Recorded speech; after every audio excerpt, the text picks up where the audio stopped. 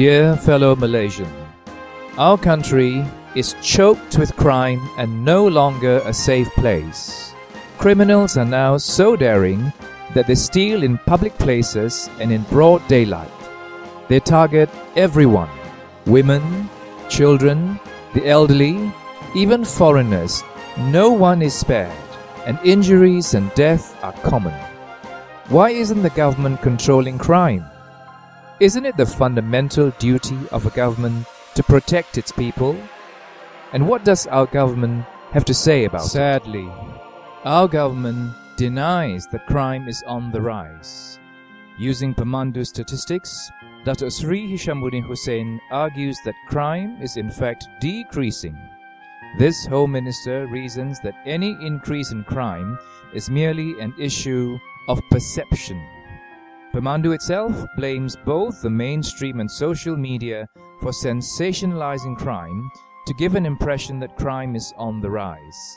Would you agree? The government also blames others. For example, Bukit Aman CID Director Datuk Sri Muhammad Bakri Zinin says that careless house owners should be blamed for break-ins.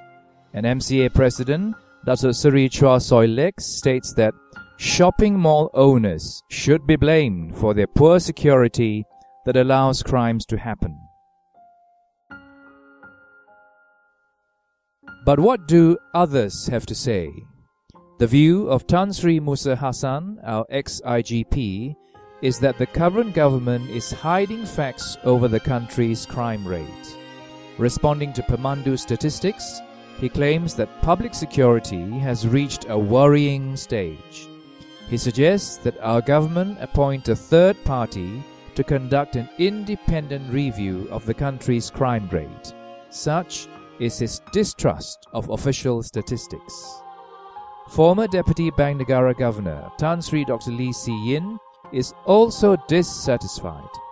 He states that people and investors just don't feel safe, whatever the data may show. But most importantly, ordinary Malaysians have long realized that there will be little or no help from the current government to prevent crime.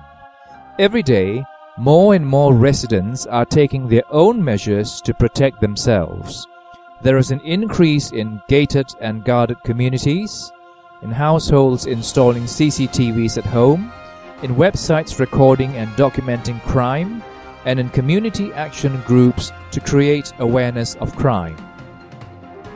The fact that Malaysians are taking security and safety measures into their own hands is a strong indication of their lack of faith and trust in the government's will or skill to protect the people.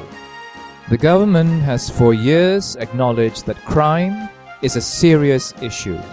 Whilst in office, former Prime Minister Tun Abdullah Badawi remarked that the more serious challenge is to address the rising crime rate. His successor, Datuk Sri Najib Razak, echoed the same, saying, "We want a Malaysia that is safe, where neighborhoods and their roads are free from crime and people feel peaceful. But talk is cheap." Our daily real life in Malaysia, as we all know, is far from it. And despite the failing security, more and more money continues to be spent on policing.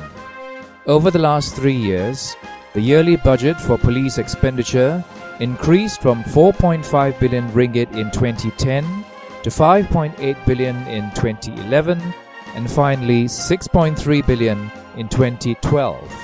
But where the money was spent was even more disturbing. Only a tiny 8% was allocated to criminal investigation. More than half was allocated to management and logistics. And most surprisingly, internal security and public order received the second highest allocation. All this means that the priority of the government is to protect itself rather than to protect the people. In the face of this poor state of affairs, the de facto opposition leader, Datuk Sri Anwar Ibrahim, had a very positive note. He said, I still have a lot of confidence in the police force. And I think, given a good policy and clear political commitment, the police will perform professionally. Let us usher in a new beginning this coming general election. Let us vote in a new government that will place the security of its people first and make Malaysia a safer place for all. Vote for real change.